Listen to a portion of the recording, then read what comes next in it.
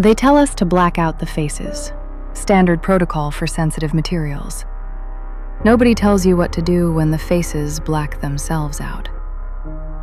Case 2024-0891 landed on my desk 3 Tuesdays ago. Triple homicide, warehouse district. Initial report called it a transaction dispute. 3 known associates, outstanding debts, history of escalation. I've processed enough of those to wallpaper my office, but the file was thick. Too thick for a straightforward drug killing. The first crime scene photograph showed the victims arranged in a triangle formation, arms extended outward, feet oriented toward center. The pooling was wrong. Not splatter, not the gravitational spread you see when a body bleeds out on concrete. Perfect circles, contained, like the blood had been placed. The coroner recorded time of death at 23:47, but the coagulation analysis came back inconsistent. Active circulation indicators at 2:15, 3 hours post-mortem. The pathologist flagged it as a lab error. I've seen lab errors. They don't look like that. I should have sent it upstairs for secondary review. Instead, I turned the page. Surveillance capture from camera C17, loading dock entrance. Timestamp 23:46. 3 men standing in that same triangular arrangement. Then a 4th figure enters frame from the east corridor. The resolution is poor, low bitrate compression, maybe 4 frames per second, but sufficient. The 4th figure isn't walking into the frame. It's accumulating. 1 frame, empty corridor. Next frame, a shoulder, then a neck, then a jaw. I ran it back 17 times. The face completes at 23:47 and 12 seconds. It's oriented directly toward the camera. Detectives interviewed the dock supervisor the following morning. He discovered the bodies, but his statement didn't correspond to the scene documentation. Not even close. He reported hearing all 3 victims in conversation, arguing about money, about a woman named Teresa, about who was going to take responsibility for a shipment. He placed his 911 call at 23:52 because the argument was escalating. Dispatch logged 6 minutes of continuous call time. He described what he was hearing through the warehouse door in real time. Time of death was 23:47, 5 minutes before he dialed. I pulled the 911 audio. I shouldn't have. It's designated discovery material, but I have clearance for the archive. You can hear them.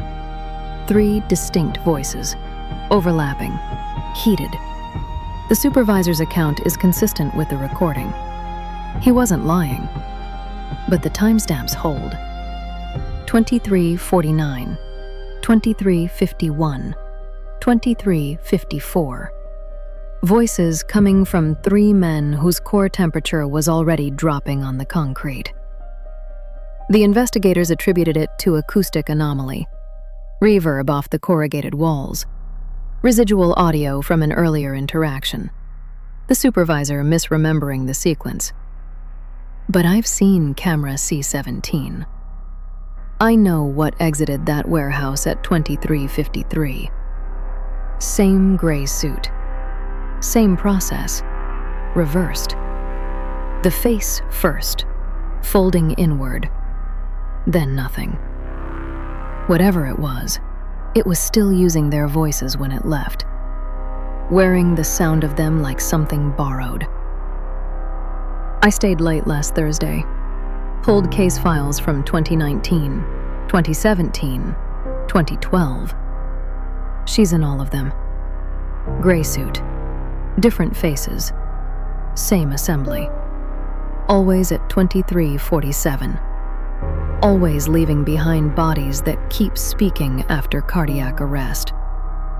The 2012 victims produced vocalization for approximately 3 minutes post-mortem.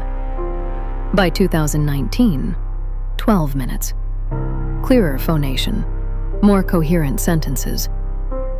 These three held a conversation for 6 minutes. The dispatch operator understood every word. She's learning. I redact evidence for a living. I render the truth illegible. Stamp it confidential.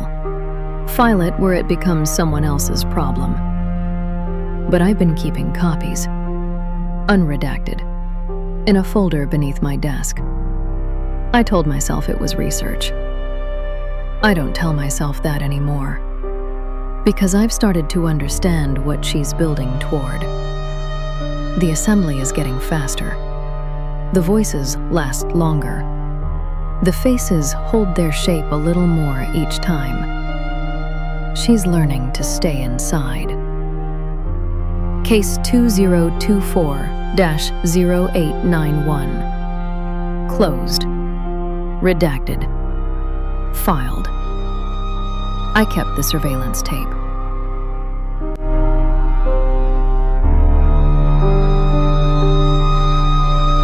You made it to the end. Most people don't. Most people close the file after the first photograph. Tell themselves it's not their problem. Sleep better that way. You kept reading. So I'm asking, and I don't ask, like this video. Not for the algorithm, for me, so I know it reached the right eyes. Comment.